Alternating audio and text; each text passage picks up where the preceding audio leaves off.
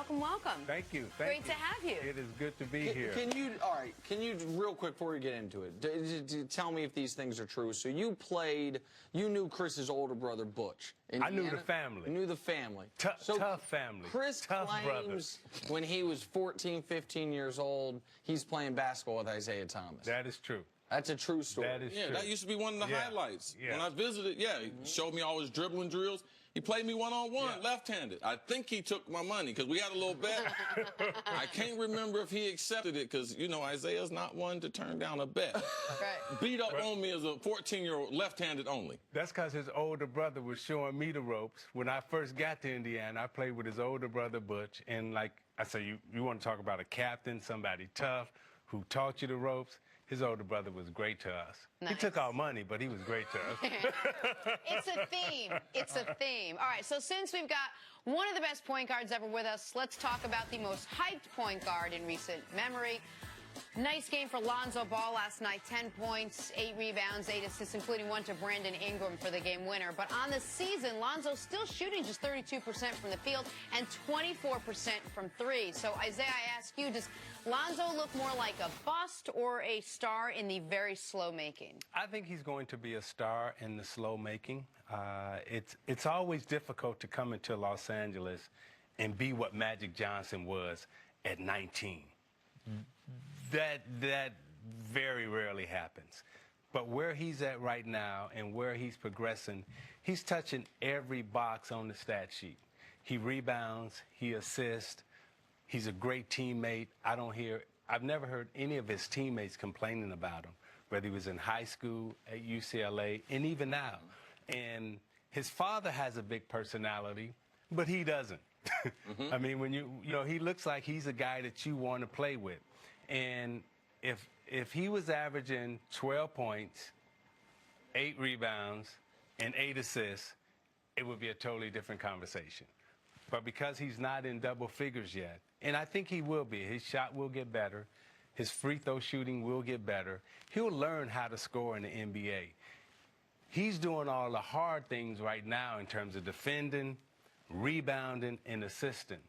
Scoring is the easy thing to do in the NBA right now. The only question I would have is if scoring. So no, he's not a bust. If scoring's the easy thing for almost everyone that doesn't have that shot. Yeah. Like that, I mean, there is an X factor in this that you can't apply to most other rookies that come in and struggle, which is he has. I know we've seen some great shooters with unorthodox shots, but his is extra unorthodox, takes extra long, and so does that doesn't. How do you change that? How do you fix that, or would you not change it? You know, he's got to shoot more. You know, he's got to practice more. I played against a guy by the name of Michael Adams. Remember Michael Adams? Had that little weird. I was like, no way he can make that shot. I think he was averaging 24, 25 in the league at one time. Yes. Reggie Miller, every coach that Reggie Miller had tried to change his shot. And the only thing you need to do now is just practice. What Ball's got to get in the gym and do, he's got to keep practicing, getting better, and he's got to learn how to get his shot off going right and going left. Once he learns how to do that, and he will, because, you know, Chris, once you go around the block a couple of times, you know, as a rookie, everybody don't come in as a rookie and dominate. You got to go around the league once or twice before you figure guys out. And once you figure them out, you'll learn how to score. I know he's 19, and it's not fair, but it's what it is. He was drafted the first pick by Magic Johnson. Yeah. Now, at 19, you and Magic, childhood friends. Yeah. Explain to people who Magic was at 19. His personality, athleticism, how hard he worked, his drive, compared to Ball, because if he's going to live, you mentioned it, I didn't mention it. But Magic did draft him. But this, I knew Magic. Yeah. And Magic is a freak, man. Yeah. On and off the court. And the total difference is, I think that you can illuminate on and let fans know how different they really are right now. Magic was a guy like, you could be walking through the airport. It could be 5, 6, 8, 6, 9 guys walking through the airport, and they all the same size. But everybody just looked at Magic.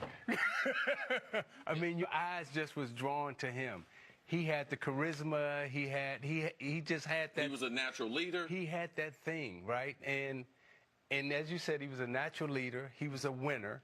And what he also had was an unbelievable work ethic. Yes. What I see in Ball, right? I see a kid that works. He's going to get better. This isn't what he's going to be 2-3 years from now. Now what he won't have that Magic had, he won't ever get the personality. But in terms of leadership skills and people wanting to play with him and play for him, he seems to have that already with his teammates. Let me ask you a question. You coached a team, you have run a team. As someone that has been in that position, how much would someone like LeVar Ball be a distraction or be someone you just wouldn't want to deal with and have around all the time? Because we keep hearing that it's not a problem for the Lakers, but yet it feels like it is in many ways. Before you answer this, though, Isiah, we come from some crazy families. Okay? That's what I was getting ready. Now, I mean, we got crazy people around us, and we've been with other kids in situations that were worse than ours. Like, we know we would be lost without our mothers. Absolutely. We know we would be lost without our brothers. Absolutely. So this is unique to some people, but for us, not that unique. So I had a brother by the name Gregory. And I couldn't, when I was young, I couldn't say Gregory, so I called him Gay Gay, right? And so everybody knew him as Gay Gay. Did he rob you? No. No.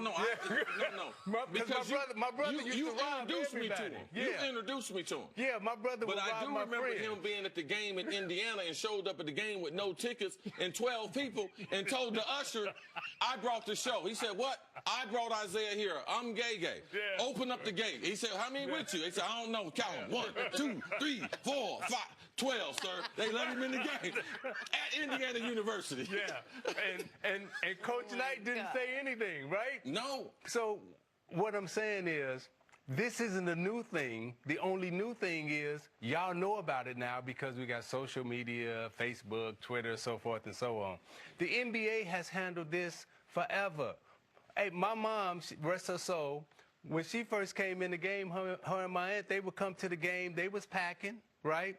They'd be sitting in there. No. Not a purse. We talking about a gun, people. Yeah. They would be sitting. That's what that means. Southside Chicago. Yeah, the West Side. West Side, yeah. They'd be sitting at the game, and you know, they would cook the chicken at home, right? And they would bring it to the game, and they'd be like, "Get off, Junior," you know. and people think I'm lying. And I remember by the third quarter, right? My mom, she'd be a little lit, right? She'd be a little lit. And I remember Earl Strom coming over and saying, "Hey, can you tell your mother to quit cursing me out?" I say, "Hey, look, I can't talk to her." But I'm just saying what Ball is now, right? What y'all starting to see and what people, the NBA has dealt with this historically. The NFL has dealt with this historically. Y'all just finding out about it now as fans. Can I just say one thing? Maybe it's a cultural thing. I just want to make sure I understand it. Your mom would show up at games eating non-stadium food, which sometimes they frown upon, with a gun, with packing. Yeah. And sometimes she would drink a little alcohol. A lot of alcohol. And then she would like, I want you to recap for anyone that didn't quite. But back she then, needed a reality show. Yeah, but if how many kids Lord mama have raised, mercy. man? Lord have How mercy. many kids mama raised? It's 9 of us. Oh. I had 6 brothers, 2 sisters, right? I'm the 7th boy, and you know, Mom, it was, you know, there's the poverty line, and then there's that line below poverty where the Census Bureau don't count you. We was that, right? And so, you know, when we got to the NBA, it was like, hey, Junior! Everybody's in the NBA. Yeah. I mean, when you come to the league, the hood come with you. And it was all right. You know, it was all right. But where we are now, right, everybody's grown. You get a little bit more polished. You understand what to do, how to have an interview, what to say, so forth and so on. But coming in, you don't know any of that stuff. And the families don't know any of that. But they learn. And 2 years from now, 3 years from now, you know, the Ball group, they'll be better at what they're doing. Yeah, I saw Mama get better. Mama left Chicago. Mama left Detroit. Mama got her a place down on the beach down in South Florida. Yes. Of all the people that I've asked that question to, I've not gotten a better response, a more colorful, lively, and spirited response than that one. So amen to you. I totally get it now. I totally get it. Isiah, please don't go anywhere. Stick around.